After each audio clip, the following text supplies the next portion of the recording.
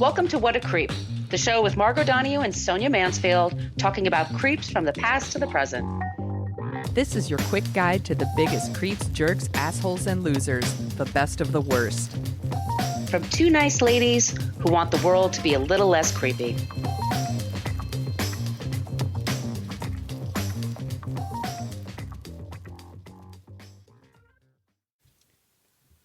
Welcome back to What a Creep. This is Margot Donoghue, and my cohort in creepitude, as always, is the amazing Sonia Mansfield. Hey, Sonia. Hello, my friend. Hello, my friend. We are the podcast that talks about creeps from the past to the present. Today, we have a Texas-sized creep, which, Ooh. if you're outside of the U.S., that means big. They have big old creeps down there. This is a creepy murder that happened in 1980. It has some twists and turns to it. But before we get to that, and just so you know, if this is your first time listening to the show, we always end the show with someone who's not a creep. So you're not Correct. left feeling completely bummed out about the state of the world. We want you feeling a little bit uplifted at least, if not mostly. Yes, I got someone for you. Awesome. I don't know who it is. I want you to keep it a surprise. Yeah, it's a surprise. We are on Facebook. We do have a basic Facebook page, but here's the deal. We never check it. It's just a place where people go to complain about our language. We use salty language in this program. Fuck yeah. We're more interactive in our private Facebook group. On Facebook, you go type in What a Creep podcast group. You have to answer 3 questions in order to join. They're very easy. Just listen to the top boring shit at the top of the show and you'll pretty much get in. It's not boring. How dare you? How dare you, sir, ma'am? How dare you? I said good day. I said good day, sir. That's a callback to something we said off the air. That's going to really not resonate with people. Anyway, I don't care. we get punchy and on Friday afternoons when we haven't been able to talk all week. That's what it is. That's right. I think that is exactly what it is. Normally we chat throughout the week and we didn't get to this week, so we're extra goofy. Yeah, we're extra hyper, extra goofy today. You're welcome. We're on Twitter at CreepPod because somebody had What a Creep on Twitter for over 10 years and never used it. You creep, give it to us. Give it back.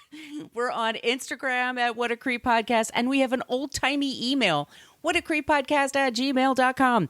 Send us your comments, suggestions, especially for creeps and also non-creeps. We often need help with the non-creeps. It's whatacreeppodcast@gmail.com. Also for stickers, if you would like some stickers, wherever you are on the planet of Earth, the both of us are looking outside the planet or on the bottom of the sea, but until they make that happen, you know, we're all stuck here together. We'll be happy to send some stickers to you wherever you are. And Sonia, tell them a quick bit about our website. You can go to whatacreeppodcast.com and it's everything you ever wanted to know about our show, but we're afraid to ask. It has links to all of our episodes, and in those episode links are all of our sources, because we source every single episode, and you can see where we get all of our information. We pay for a lot of those subscriptions. That's what we use our Patreon money for, in case you're wondering, to support the journalists that are actually doing the work to help us put together the show. There's also a link to our merch shop. The holidays are coming. Woo! Buy stuff. Buy stuff. We have face masks and tote bags, T-shirts. They're super comfy. I've bought some. I started work on our new merch for the High Road Can Get Fucked. That is going to be on the site soon, and I'll share it on the Facebook group when it's finally live. But there's also a link to our Patreon page. You want to tell them about that, Margot? Yes, I do. So we have our first 4 seasons on the Patreon page, Patreon. We also put out 2 bonus episodes a month. We have our first one for October coming out early next week. And then Sonia and I are meeting up at the end of November for my book launch. We're having so fun. Yes, I'm having a party. It's for my book Filmed in Brooklyn, and it's going to be on the 25th in Brooklyn. If any of y'all want to come to the party, send us an email, whatacreeppodcast@gmail.com. This is in the year of our Lord 2022, so if you're listening to this in the future, sorry, but You missed the party. It was super fun. We were thinking about you. You could still order the book. I got drunk and made a scene. I may have taken my clothes off for just a bit. What do I usually say after that? Oh, and we also get a newsletter. Yeah. Isn't that exciting? But Yes. look, we have some very affordable options there. And I'm sorry, I just want to thank Amanda, Kate, and Kira for joining us on Patreon. But we want to tell you this. Thank y'all so much. But if money is tight, we totally understand. If you could just leave us a review wherever you get your podcasts, or just honestly tell a friend about the show, or just enjoy it. That's all. Yeah. You know, we do this for the pleasure. We do this for the fun. We do this for the shits and giggles. It's true. All right. Yeah. My Let's friend, do it. Are you and your fancy new haircut ready for this story? I don't know how fancy this haircut is, but I am ready for the story. Well, we're going to be talking about hair because this is a story that takes place in 1980. And one of our people in the story has herself quite a perm going. Her name is... Did you ever get a perm, by the way? No, my sister did. And it was horrifying. I got a perm and I don't know what I was thinking. Everybody did. And Yeah. They even did. So what year was that? Do you remember? It must have been 85, 86. Yeah. What were you thinking? This I don't know. Yeah. Yeah. Bad surprise. Teenage girl makes bad choices. Film at 11. It started natural hair was the thing in the 70s. Yeah. And then it was curled hair, like the Dorothy Hamill wedge.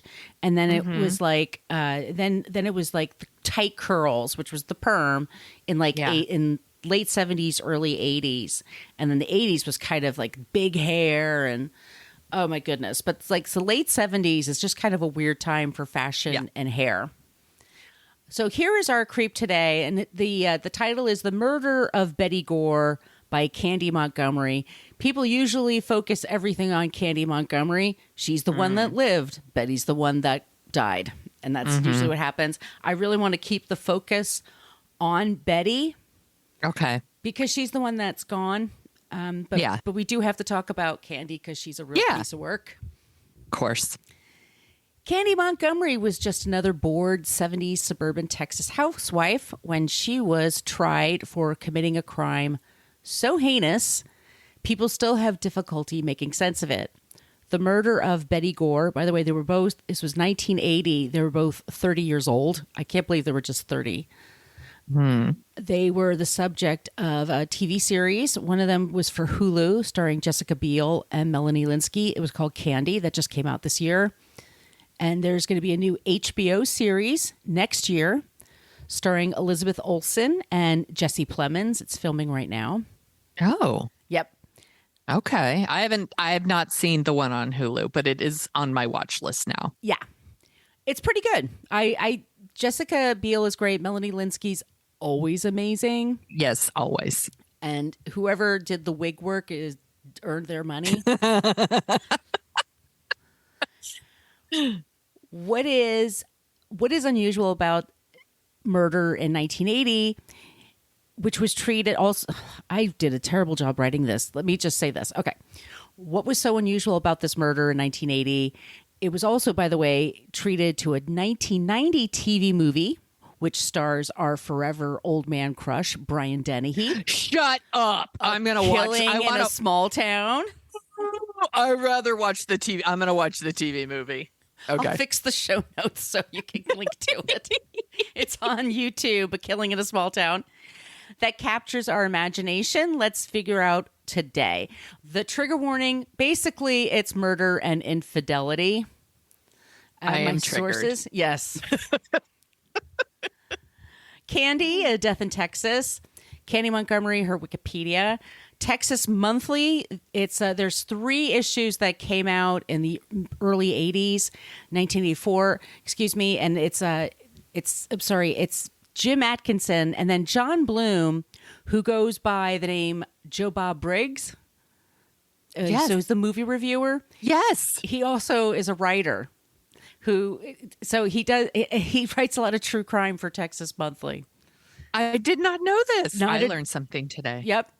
Oxygen, they have an episode called Snapped. There's a show called Snapped, and she was an episode on Yes. there. A UPI report that I got that was from 1980. History versus Hollywood. Evidence of Love by John Bloom. I was up till 1 a.m. reading this thing. It was really Ooh. good.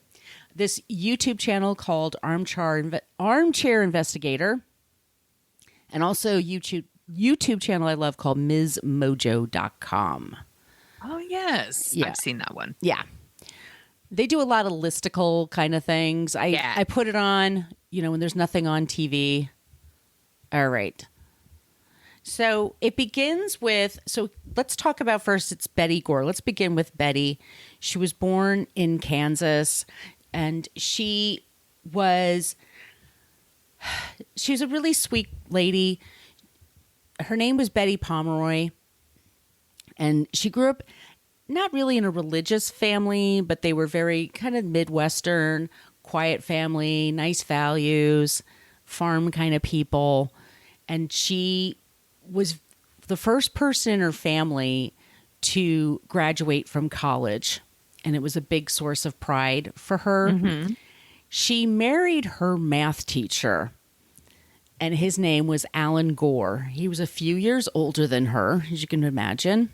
Mm-hmm. He was only like 4 or 5 years older than her. Okay. But her family was like, he's already like balding, and he seemed kind of boring and kind of stiff, but she was in love with him. And she was kind of high maintenance, I'm going to just say. Okay. She was, she had anxiety. She didn't like to be alone. She liked things the way she liked things. I wonder, it's hard. It's not fair to diagnose somebody. Yeah. But she was very specific about things. They need to be done a particular way. And she was taught to teach a particular way. And when they got married, he had a job in New Mexico. And so they moved to Las Cruces, New Mexico. And she thrived there. She had a group of students, and they were on the poorer side. They were Mexican-American students, but she loved them, and they loved her back. And she was very strict, but they liked her strict style.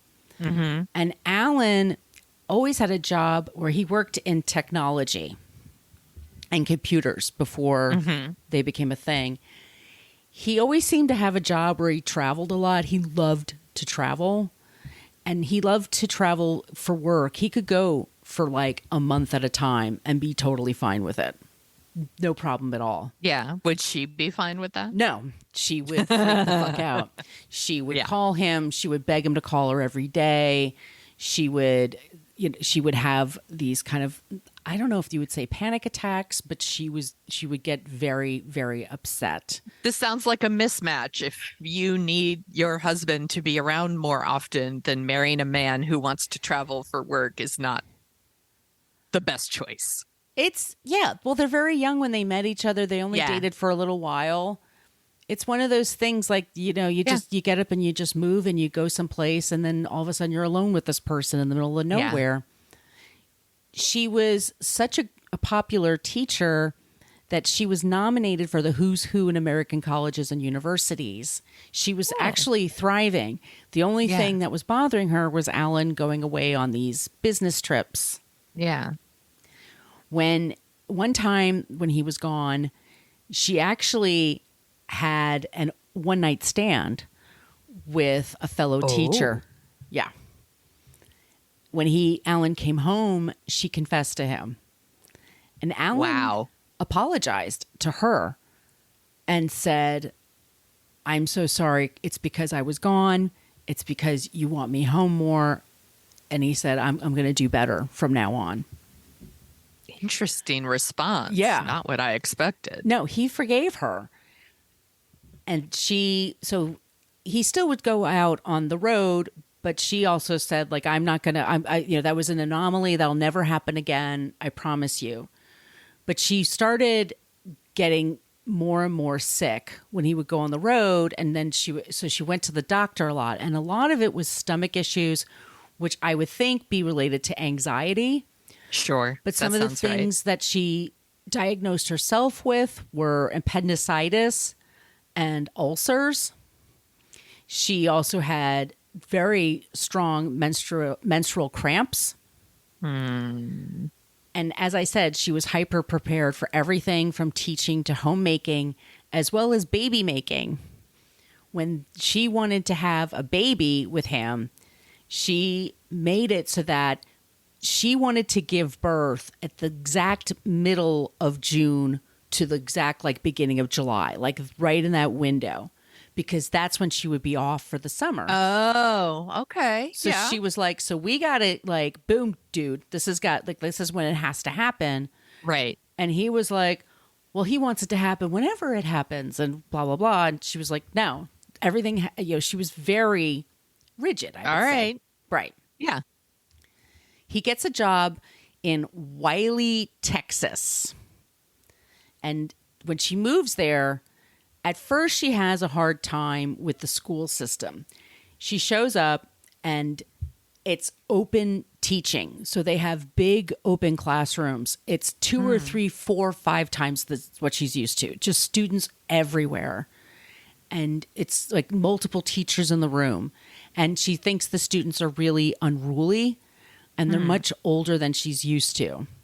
They're 8th, 9th grade. And she's not, she's really not comfortable.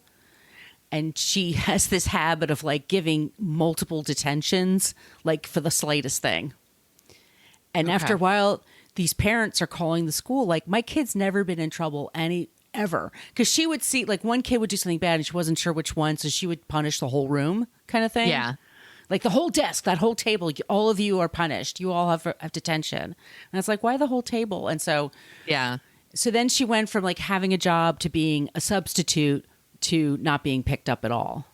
Okay. And that really was a blow to her ego because when she's had experience. An amazing, yeah, Right. and an amazing teacher where she was before. She was always promoted. She was always one of the best. And then she went someplace where they were not only did they not give her a full-time job, but they wouldn't even hire a substitute teacher. And they hired someone who only had, just came out of college versus her.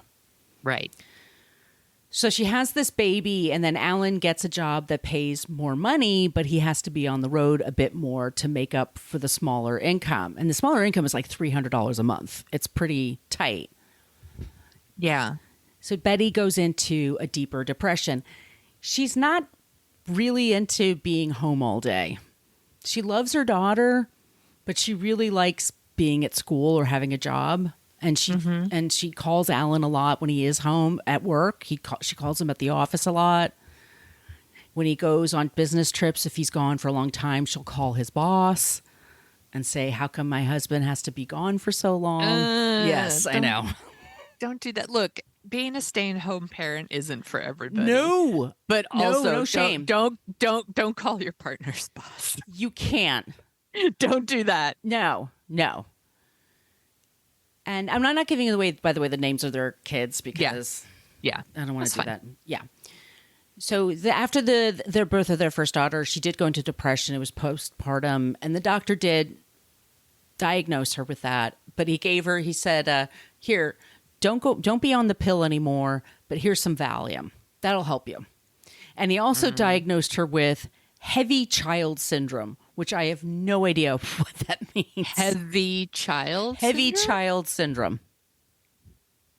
I don't even know what that is. And okay. for the next year, she went to the doctor almost every 3 months with the following ailments: fatigue, sinus issues, swollen glands, warts on her feet, chest soreness, fear of getting pregnant, back spasms, vaginal itching, laryngitis, fever, earache, and breast soreness, and anxiety. That's a lot. Did she actually have those things though? Warts on your feet. They took them out. Okay, that's a real plantar thing. warts. Yeah, I had those, Okay. by the way, because you can get them at your gym. I mean, I got them. This was 20 years ago. I'm sorry, that's gross, but they cut them out. But Yeah, some of those is how it's hard to diagnose other than that she's telling them that she has it, and you should believe your patients when they're telling you those things, but like warts, that's a thing, that a physical thing that you could tell. Right. She's anxious. She doesn't Yeah. sleep well. She's not the most outgoing person. She has a hard time making friends. And then at some point, she and her husband they're trying to find a church to go to on Sundays because it's Texas. People go to church. And they both came from that kind of a background. Mm-hmm. Now let's enter Candy. You're a fine girl. Anyway. That's Brandy. I know my 70s. I know you do. Candace Lynn Montgomery was born in 1949. Overseas, these are both baby boomers, by the way. The post World War II, she was an army brat. She was grew up all over the world, all over the place. Mm-hmm. She was also married in the early 1970s, and her husband was a guy that also worked in tech. And Okay. Texas Instruments was his eventual job. Oh, all right. And they made good. His name was Pat Montgomery. Married, they had a son and a daughter. Candy was fun as hell.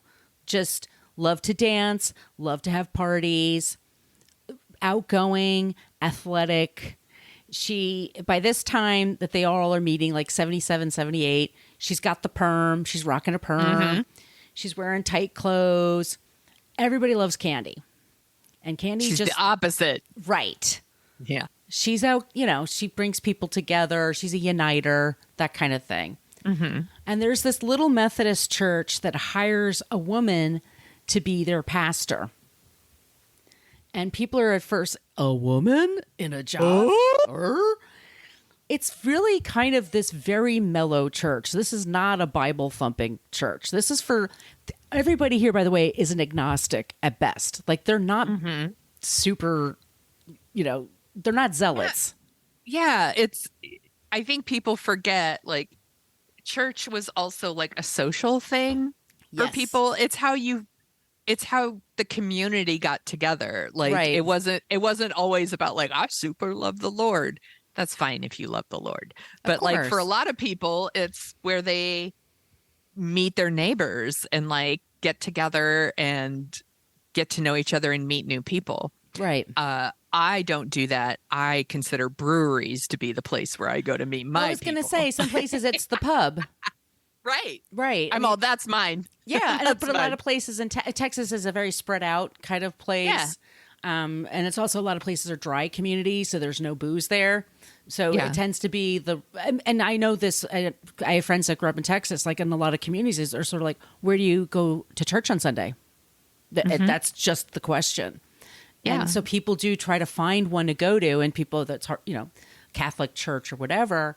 So there's this Methodist church, and they hire a woman, and everybody loves this woman. Like, she becomes very popular. Like, her sermons are really popular, and everybody starts showing up at this thing.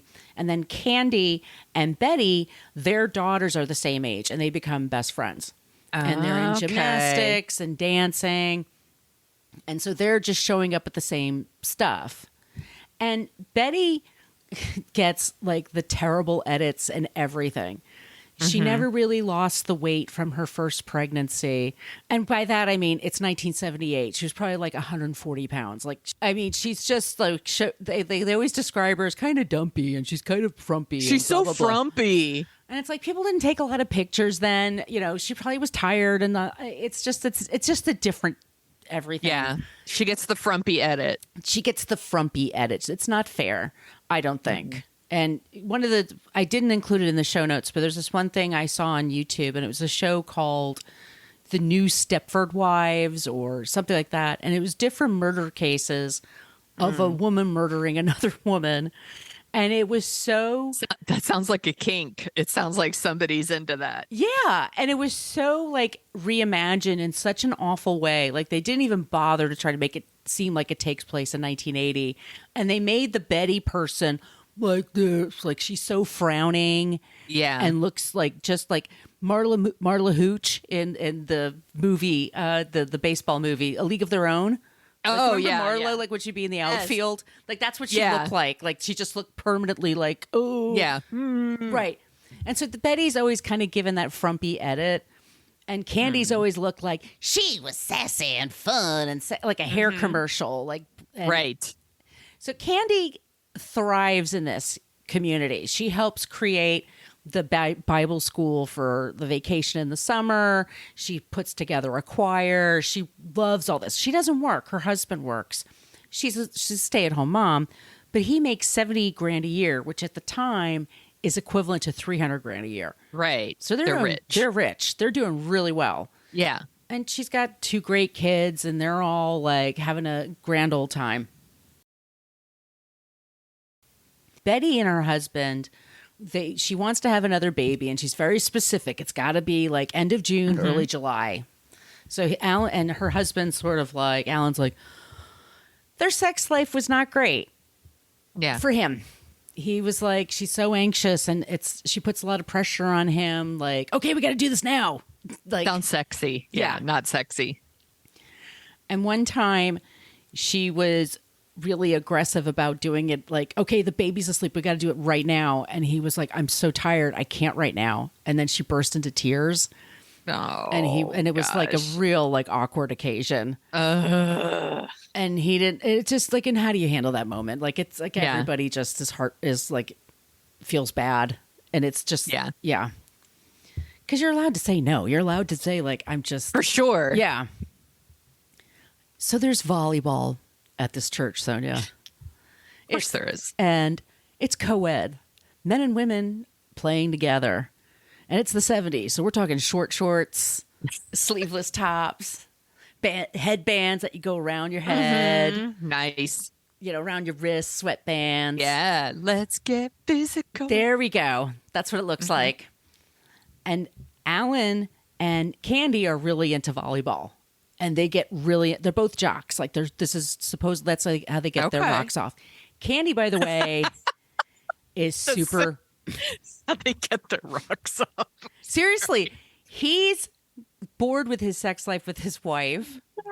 I haven't heard that saying. Really? In a while. It cracks me up. All right, go. I'm sorry. I was just reading the Anthony Bourdain book, so that was one of his expressions. Really bummer of a book, by the way. Oh, I suspect so. And Candy at this point, by the way, 28 years old, and she's like, I've never had great sex in my life.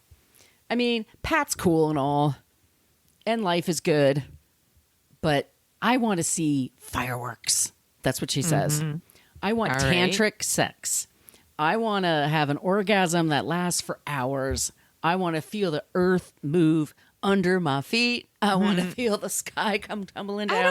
I don't want to have an orgasm that lasts for hours. That sounds tiring. Outside of sleep, I don't want anything that lasts for hours. That's just me. But Candy is not. But it's the 70s too. Yeah, there's a shift. I mean, yeah, but there's a women's liberation. Like abortion is now is legal. Birth control is widely available. Like there is like a sexual awakening for sure. And discos are coming out. Yeah, swingers, gay culture starting to slowly kind of peek out from the culture. Three's Company's on the air. Charlie's Angels. Yeah, it's kind of like these are things. It's a groovy time, man. Yeah, it's post Vietnam, but it's before Reagan. Kind of think about it that way. And Candy's kind of feeling herself, and so one day she's playing volleyball with on a team with Pat, and then with Alan, and then she and Alan, boom, they crash into each other. And she's like, they're like, oh, excuse me. And she can smell Alan's sweat on her. And she's like, she's turned on. Oh. Like nobody's business. Okay. And she's looking at him and he's like, got a little bit of a paunch and he's going bald. No personality. He's nice enough. Like he's always friendly and stuff. But she's like, maybe he's like a tiger, a freak in the sheets. Like, maybe. So she's like, So she's also known to be extremely direct with people. All right. So afterwards, everybody kind of like goes back. When the game's over, they're going out to their cars, and she goes over and she leans into his car and she goes, "I just want you to know, I can't stop thinking about you, and I want to have an affair with you." So if you're interested, let's have a talk about this. And she just goes away. And he's like, so he's thinking about it. Yeah. And he's thinking about it and thinking about it. And he thinks about it for a couple of weeks. And then he goes back to her and he says, okay, I'll talk about it some more with you. And she says, okay. And she says, okay, I just want a physical relationship. I don't want any emotional. I don't want anything like that. This would no catching feelings. Got it. No feelings. This is sex. This is physical. Let's get physical. That's it. Mm-hmm. And he says, okay, but what if we develop feelings for one another? And she says, not going to happen. She's all, don't be gross. She's like, I'm sorry, my watch is talking to us. It's not now, watch. Yeah, the Apple Watch is like, I can't play that song in your library, the physical song. Anyway, shut up, Apple Watch. Okay. So they make a list on a whiteboard, and they're like, why and why not to have an affair? And let's just say the whys outlasted the whys not, outnumbered the why nots. This is the most logical. She's very practical. I've never heard of this. Okay. Well, so they wrote it out, and she said, okay, they decided. And then afterwards she said, okay, these are the rules. No feelings. We will meet every other week on a Tuesday or Thursday because that's when my kid has swimming. It'll be at lunchtime. He had a 2-hour lunch, by the way, y'all. Just think about that. 2 hours. Decadent. No phone. No, I know. What was his job? I will bring the lunch. I'll bring a picnic basket. She would bring that.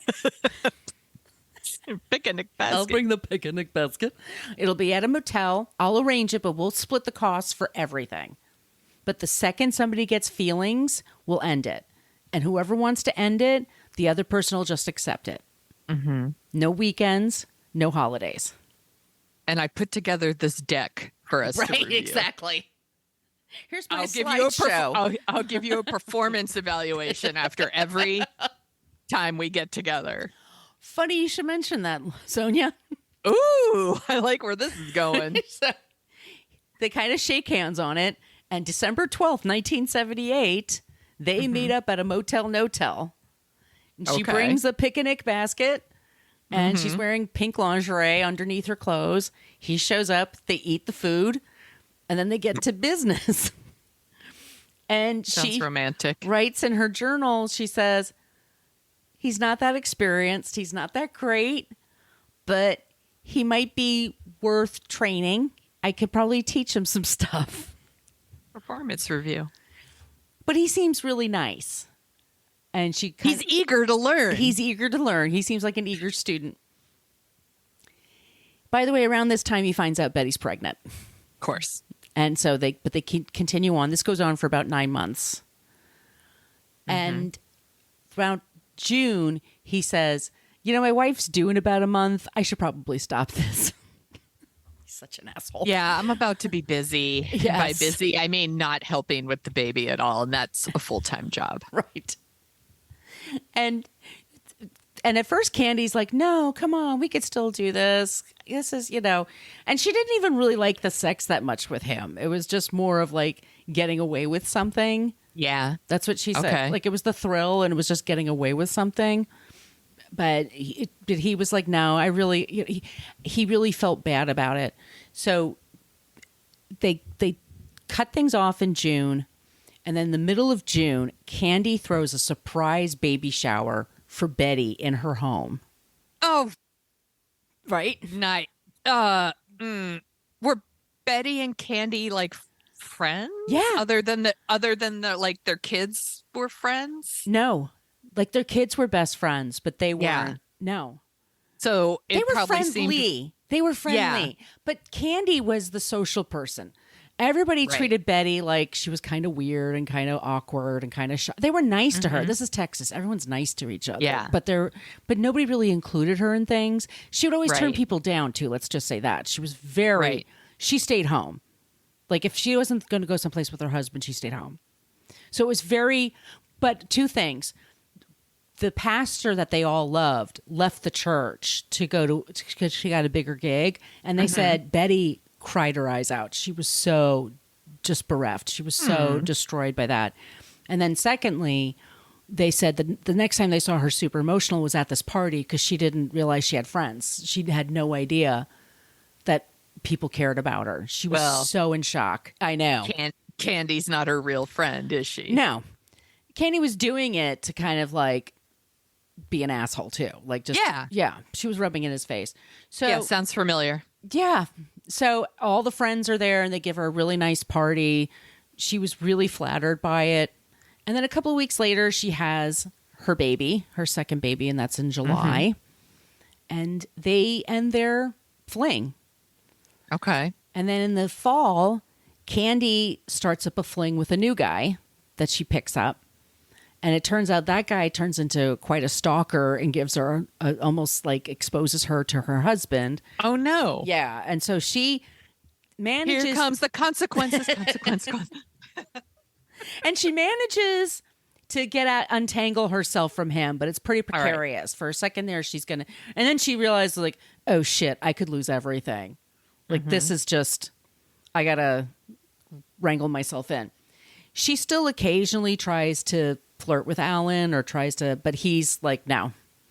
And also what happens with Alan and Betty is she realizes ever since I've had this baby, you don't want to have sex with me. And she's like, I miss it. I miss being close to you. And he said, I want to save our marriage. I really want to work on this. And their new minister that nobody really liked except for Betty. And he was actually kind of stiff, kind of awkward, kind of weird with people, like things the way he liked things. Yeah. He and Betty kind of understood each other. And he said, there's this thing called Empower Weekends. And you go with your spouse and you just work on your marriage. It's very hardcore, but it seems to work for people. And it's like a Methodist church thing. So it's in Dallas. So they go to this thing for the weekend. They come back and they're like a new couple. Both of them. Like they have better communication techniques. Their sex life improves. They're much happier. Like it really, really improves to the point that whenever Candy tries to come on to him, he says, no, I'm a new man. This is over. I'm committed to my family. I've got a young child. I got it, whatever. Like this isn't happening anymore. So let's fast forward, and it's June 13th, 1980. So the two daughters, like I said, are best friends. Yes. And they're staying at the Montgomery house, at Candy's house. Okay. It's the summer. The kids are out of school. The husband is going off on a business trip to Minnesota, St. Paul. Okay. Betty's at home with a little baby who's just almost a year old, and she's feeling the blues again. It's summer. He's gone. And her daughter is kind of feeling it, like mom's kind of checking out. And she spends a lot of time at the Montgomery house because she can really feel like her mom's. Yeah. Yeah. And Candy notices it too. So she kind of encourages her to stay over. But nobody knows how to help her. And nobody would talk that time. Like nobody knew what to do for people. And she doesn't have friends. She doesn't reach out. Right. Her family's in Kansas. They don't know. I mean, nobody knows. But anyway. It wasn't a common thing that people talked about. And also when things are hard like that, people become afraid of saying the wrong thing, so they don't say anything at all. Yeah. And it's that stoic Midwestern kind of background too that she had, I'm sure. Yeah. Yeah. June 13th, Candy's at Bible school and she's arguing with the new pastor about how to do things and like you do. Like she does. And that night they're going to see the new Star Wars Empire Strikes Back movie. Yes. Yes, right. And Betty's daughter is super into Star Wars and she really wants to see the new movie, and Betty's not going to take her because she has a baby. She can't. Yeah. So she says, Mom, can I stay over? They said they'll take me with them. And she says, sure, stay over. That's fine. So she's staying for a couple of days. But no spoilers. Got it. Oh, by the way. So she says, but then the girl says, oh, but you know what? I have swim lessons in my swimsuits at my house. And so Candy's like, oh, no worries. I'll just drive out and get your swimsuit in between doing this and doing that and getting a Father's Day card. Don't worry about it. Okay. So Candy drives out to the house to get the swimsuit. And she goes there, and Betty greets her at the door, and she comes in, and they're just sitting and talking for a couple of minutes. And Candy's like, I got to go. I got to go to the Target. Got to get some cards. How are you doing? Yeah. And Betty's just kind of being really quiet and really whatever, like really kind of just staring at her and talking slow. And all of a sudden, Betty looks at her and just says, are you having an affair with my husband? Oh. And Candy said, no. And she says, but you did, didn't you? And she said, yes, but I have to tell you, it's been over for a long time. We're both really sorry. He loves you. It was a mistake. And Betty's like, okay. So Betty leaves the room and then comes back with an axe. Oh, shit. And she has the axe like awkwardly by her side. And she said, you can't take him from me. And I'm paraphrasing now. But Yeah. she says along the lines of, he's mine. You can't take what's mine. And I Candy's, didn't know this is where this story was going. Yeah, though. I know. Okay. That escalated quickly. She's saying, you can't take him. He's mine. And Candy's like, I don't want him. You can have him. She goes, you can't take him. She goes, I don't want him. They're going back and forth. She goes, it's over. Yeah. Don't worry about it. And then Betty goes, okay, follow me to the laundry room and I'll give you her bathing suit and I'll give you a towel. So they're kind of like, okay. And and this is where you kind of have to take Candy's version of things. Yeah. Candy and Betty go to the laundry room and they're taking the bathing suit, they're folding a towel, and then Candy says Betty all of a sudden swings the axe at her and misses.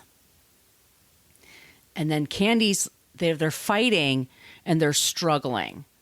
And at one point she says Betty whacks her and the blade comes down on her toe, on Candy's toe.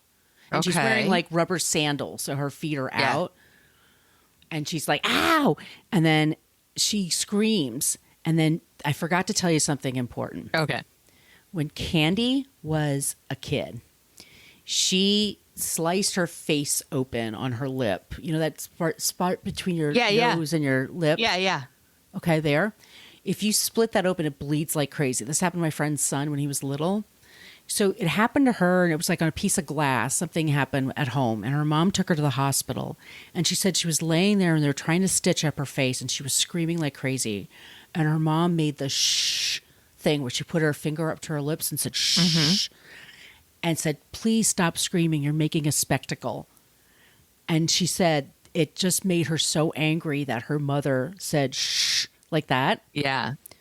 All these years later, they're in this laundry room and Betty's got this axe and she swings on it, whacks at her toe.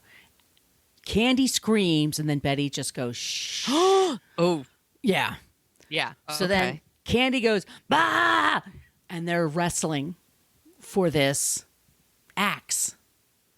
And according to Candy, they fight back and forth. And they always say, like, you know, Betty was this big woman. How could she fight against this little woman? And she's like 140, maybe 150 top. I mean, it's not like, please, like, like she's not She-Hulk. Exactly. It's really ridiculous. But anyway, so they're fighting. In the end, Candy whacks Betty 41 times with the axe. 41, mostly at her head, and it was said that 40 of them, she was still alive. Like Betty was fighting back. Betty was kept like trying to reach for her. Betty did not go quietly. Yes. Or quickly. It was a fight.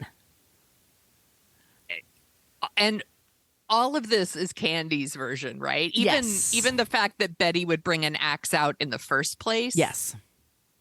Is all Candy's version. Well, it was in the garage, and it was in it was Alan's garage. Like it was in his tool chest or whatever the hell it was. Like it wasn't right. It wasn't like in the living room. Like it's an axe. Like where would else would it be? So Candy tries to clean up. It's kind of messy now because it's like all over the living room and everything. She goes into the shower because she's covered in blood, and she tries to shower off. She's wearing her clothes and she showers off as much as she can. And then she just books. She leaves the house. Yeah. Okay. And she goes and she brings the bathing suit and the towel. And the baby still in the house? She leaves the baby behind. She leaves the dogs in the backyard. Okay. She goes to the Target to pick up some cards. And then she goes to the church to pick up the kids. And then she goes home. And she doesn't tell anybody anything. Mm-hmm. Okay. Alan, had gone to St. Louis and had called home several times. He left like 9 a.m. and his wife never picked up. And he's getting concerned. And she had done it before. He had called home and she wouldn't answer because she was mad or, passive aggressive. She was just kind of like, you left me again. Mm-hmm. I'm mad at you. And he thought that's what it was. And then he started calling people. Like, he found out his older daughter was staying at the Montgomerys. He's like, have you guys seen her? And Candy's like, no, I was there. I picked up a bathing suit. I don't know where she is. He's calling all the neighbors. And there's one guy that's home that's taking care of his 3 kids. And they're really little. And he admits, like, he called me and he said he wanted me to check the house. And guy was like, I was scared because I'm like, that doesn't sound good. So he asked a couple of neighbors to come with him. And one of them had a gun. And they went to the house. Okay. And this is like 10, 11 o'clock at night. Yeah. And they looked at the house and they call Alan. And they're like, we don't hear anything. And Alan's like, I'm begging you, please look, because I'm now really worried about my daughter. Mm-hmm. So we're talking about a 1-year-old baby. 1 year old. Maybe yeah. one. Yeah.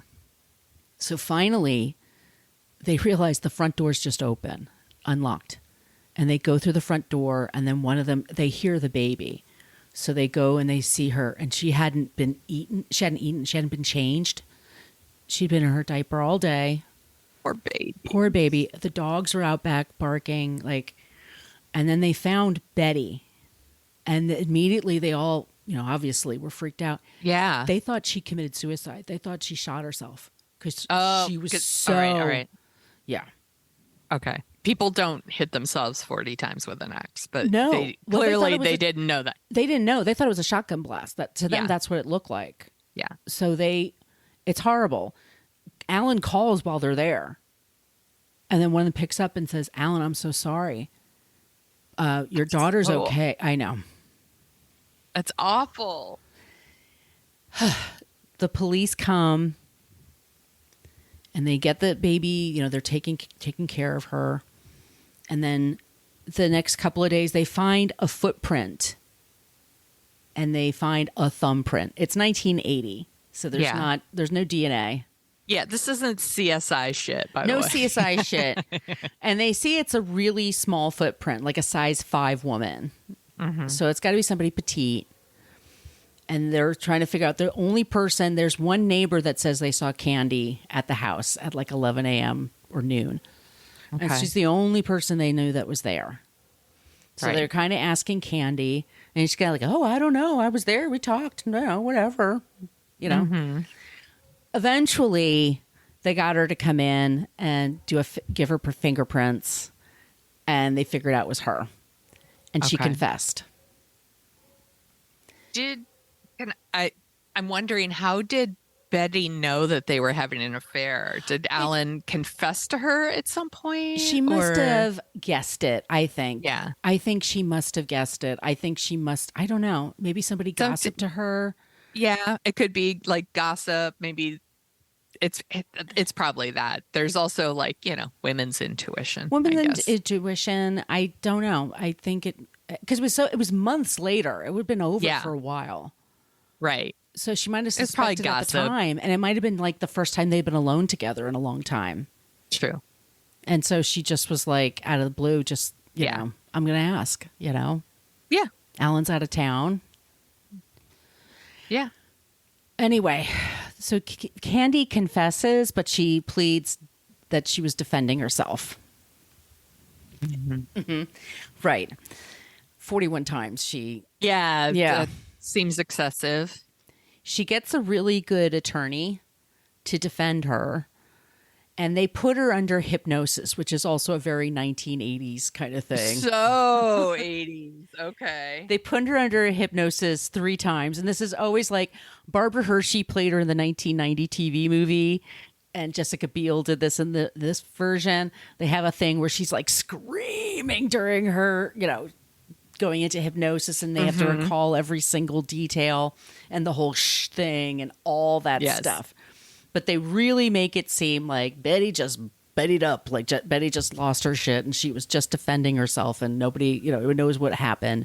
Mm-hmm. She goes to trial in October, so it's just a few months later. Okay. The jury took 3 days and they not guilty. Not reason of insanity, just not guilty. No manslaughter, not guilty. Interesting. Is it? I mean, maybe you're going to get into this. Do they just think a nice lady with kids isn't capable of something like She had that? never done anything before. Neither one of them had ever Right. had any history of violence. Neither one Right. of them. She's had no history ever since. She was very cold, Candy. She had no reaction to things. You know, she left that house and left a baby behind. Yeah. Like, people were pointing out stuff like, Betty's not here to defend herself. Betty, you know, she left a baby behind and didn't check on her.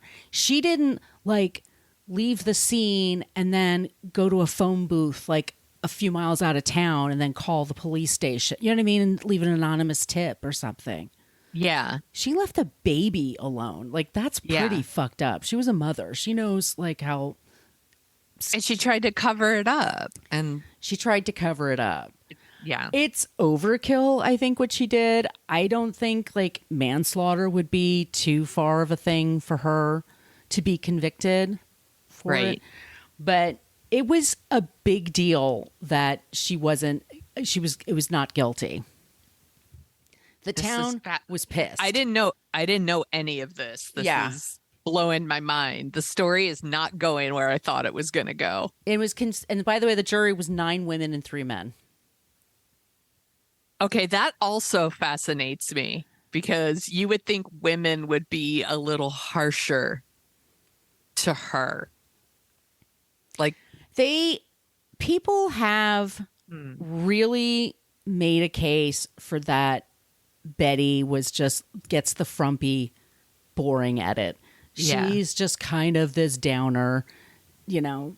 Candy was the exciting one, the interesting one, the sexy Yeah. one, the one that, you know, and then just like Betty just was jealous. Betty was whatever. And then Betty was the aggressor and she was just protecting herself from this big woman that was attacking her. she's clearly a monster. Yeah. Yes. And I think that's what, but the town itself didn't think that. And they were furious at this verdict. And they were not happy.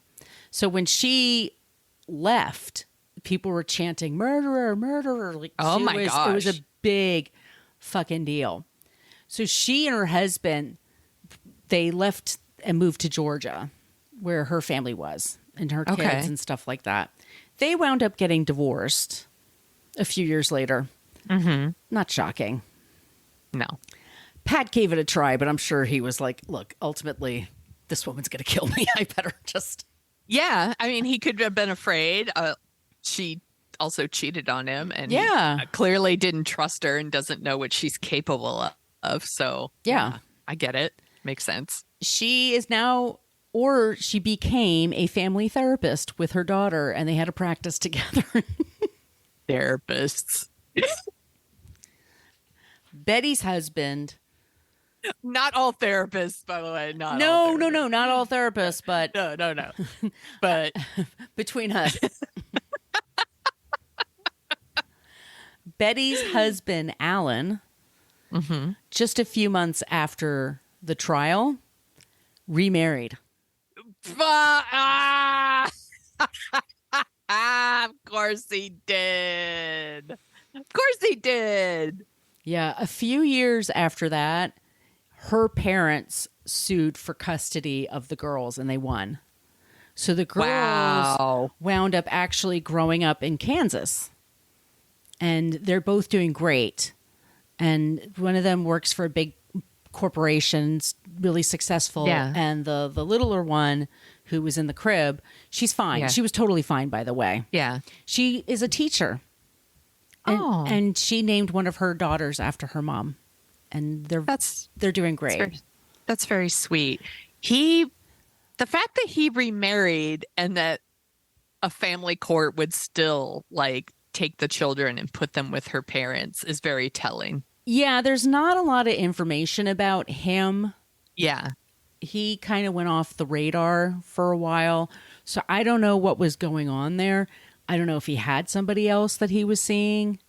Right. When he, maybe he was a serial cheater. I don't know. It's maybe, maybe that's a whole story that we didn't know about, or maybe Candy ignited something in him that made, whatever. They wound up splitting up, and then he is now living in Florida, and he's retired, and I think his daughters have something of a parasocial relationship, but they're okay. They're good. They're good. I'm glad the kids are okay. Yeah, that's the most important thing. Yeah. They're fine. They're good. But yeah, that's the story of the murder of Betty Gore by Candy Montgomery. Dude, good job. I have not seen any of the things, so the story did not go where I thought it was going to go. Like, good job. Isn't it my wacky? Friend. It's super wacky. I was not expecting that. The first time I read that book, I was like, what? I think my mom had the paperback and I read it and I was like, what the hell is this movie? What is this story? I got to watch that TV movie. It's great. It's our Brian Dennehy. Yeah, our old man crush. Yeah. Love him. Should we take a break and then we can hear about someone who's not a creep? I think we should, yeah. I didn't realize how long I was talking.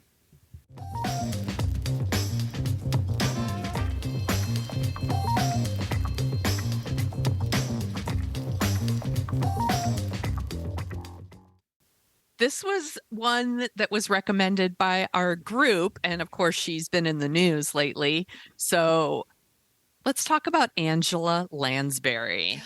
She died recently in her sleep. That's why she was in the news. That was on October 11th. It was just 5 days before her 97th birthday. And Angela Brigid Lansbury was born in London, October 16th, 1925. She grew up in London. Her mother was an Irish actress and her father was a timber merchant. Sure. And why not? I'm a lumberjack and I'm okay. I'm okay. But he was also a politician who was the son of a Labour Party leader, George Lansbury. Eventually, like her mother and her siblings, they all moved to the United States. She was living in Los Angeles and she was into acting, by the way. It wasn't like she was just randomly discovered, but she was in Hollywood. She was at a party and a Hollywood executive saw her and thought she was beautiful and amazing and cast her in the 1944 film Gaslight. Yes. And she was 18. She's just 18. And she got an Oscar nomination for Best Supporting Actress for that. She got 2 more Oscar nominations after that for The Picture of Dorian Gray. Really good movie. Mm-hmm. And The Manchurian Candidate. She's fantastic in both those movies. Yep. So good in that. She never won an Oscar, but she did get an honorary Oscar in 2013 She did a lot of movies. She did Bed Knobs and Broomsticks in 1977. Mm-hmm. And she was the voice of Mrs. Potts in the Beauty and the Beast. And she showed up most recently in Mary Poppins Returns, which I haven't seen, but I'm sure people love. I think she's most well known for playing Jessica Fletcher on Murder, She Wrote. And I mean, that show is insanely popular. It ran for 9 seasons over 12 years. She took up that role in 1984. She received 12 successive Emmy nominations for that role, but never won. She's like the Susan Lucci of primetime Emmys. She overall was nominated 18 times for Emmys and never won. What? Isn't that crazy? That's a shunda. That should never happen. Yes. She did eventually get so she got her honorary Oscar. She got a Lifetime Achievement Award from BAFTA in 2002, and she does have a star on the Hollywood Walk of Fame. Couple of rando things that I thought people might like to know. Her daughter, Deirdre, was almost in the Charles Manson cult. Her daughter was had a drug problem and was really into heroin, and she fell in with Charles Manson and his followers, and Angela Lansbury recognized that he was a bad dude and that her daughter was down the wrong path. So she picked up everyone and they all moved to Ireland to get away from him. She saved her daughter's life for sure. Also, when she was on Murder, She Wrote, she made it a practice to hire guest actors who were from the golden age of Hollywood that kept them in the Screen Actors Union so that they could keep their health insurance and their pensions. Aww. Isn't that first of all, the story's what a nice person for doing that. Also, it shows how fucked up our health system is. Our healthcare system is here in America. Keep that in mind, y'all, when you hear these quote unquote heartwarming stories of people doing things to help other people get health insurance or pay for surgeries that they can't afford. Those stories are fucked up because our healthcare system here is broken. But she did do that. I think that's amazing. She also was very active in a charity called Abused Wives in Crisis. And she was very active in raising money for that. She cared a lot about domestic abuse survivors. She also worked a lot to raise money for rehabilitating drug use, rehab centers. Sorry, that's what I'm trying to get to. And she was a very early vocal advocate, raising money for HIV and AIDS. She's a gay icon for a reason. She's a Broadway icon. Yeah. Yeah. And she did a ton to raise money so she would do all these charity shows. She raised a ton of money for, I'm looking it up here, the American Foundation for AIDS Research and the Broadway Cares Equity Fights AIDS. She was very instrumental in getting the word out and raising money for that. And she just seems like a really awesome person that everyone loved working with. Everyone's sharing all their stories on Twitter about what it was like to work with her. And she's rad. It makes me want to watch Murder, She Wrote. My mother, that was her favorite show. She did not miss a week of that show. Yeah. I mean, there were all these, by the way, there was I think there's 3 shows. It's Murder, She Wrote, Diagnosis Murder, and Matlock. Matlock! It's these Matlock, this idea of the old person solving crime show.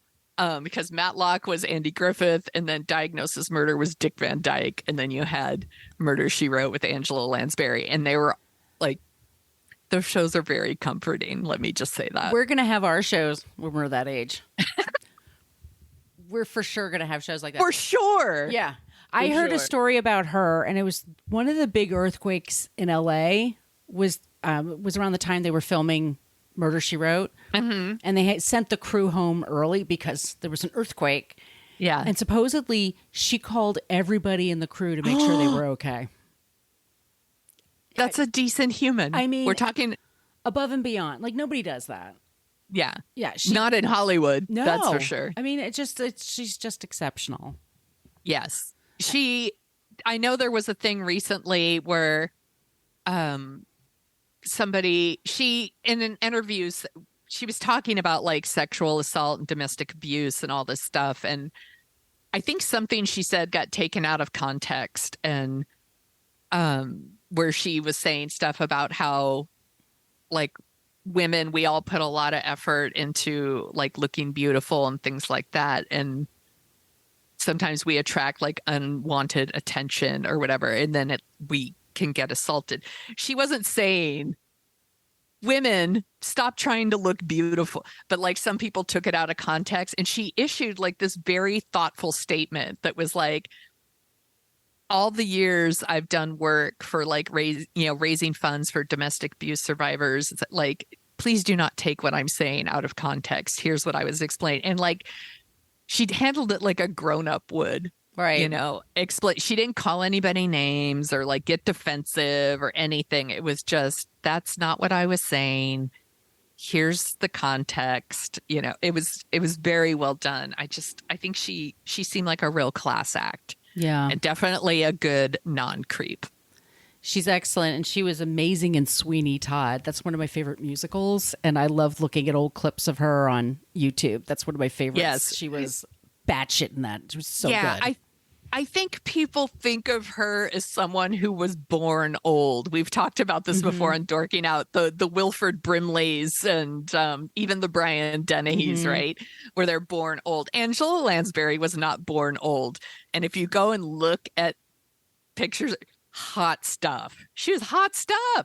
But she did play older people earlier in her career than others. She in The Manchurian Candidate, she plays the mother of the lead, and she's only like 8 years older than him or something. Seriously, it's ridiculous, but she's so good in it. Actor, like she took the gig because she she's great. Oh, good choice, Sonia. Thank you. So since you mentioned Dorking Out, why don't you tell them what we're covering next? That's our other podcast, by the way, where we dork out about movies and then pop culture stuff that we're checking out for the week. So what's the movie we're going to be doing? We just talked about it before we went on the show. Before we recorded this episode. We are going to do The Sixth Sense, which I'm kind of itching to revisit. It is Scary Movie Month. F This Movie does a whole thing, #Scary Movie Month, and everyone writes 7-word reviews. And so for October, we're only doing scary movies. And I'm really looking forward to going back and revisiting The Sixth Sense, because once you know the twist, I'm curious, like, how does it? There's a twist? Huh? Like, I would like to revisit and see how it holds up for me when I know the ending. And also just as someone who's a little older with a son of her own, like I'm wondering how it's going to play for me. So it's going to be a good conversation. I'm really looking forward to it. Oh, good point. Okay. Well, be sure to follow us on all the things that I mentioned at the top of the show. We love it when you use the Annie Potts GIF. We got one from the Ghostbusters when you have a suggestion for a creep or a non-creep. You can send us an email at whatacreeppodcast@gmail.com. Once again, my book is called Filmed in Brooklyn. It's available wherever books are sold. And Sonia. Get it? Yes, please. And Sonia, where can they find you? You can find me at thesoniashow.com and The Sonia Show on Twitter and Instagram and the TikTok. Where can people find you, Margot? You can find me at Brooklyn Fit Chick for Twitter and Instagram. My blog is brooklynfitchick.com. And I'm on the TikTok at Margot Donahue. Everyone, please be safe out there. Take care of yourselves. Take care of each other. Don't be a creep. Don't get a perm. Thank you for listening to us talk about creeps. You can follow us at What a Creep Podcast on Facebook, Twitter, and Instagram. But don't follow us too closely. You can email us your creepy stories at whatacreeppodcast@gmail.com. But please keep your dick pics to yourself.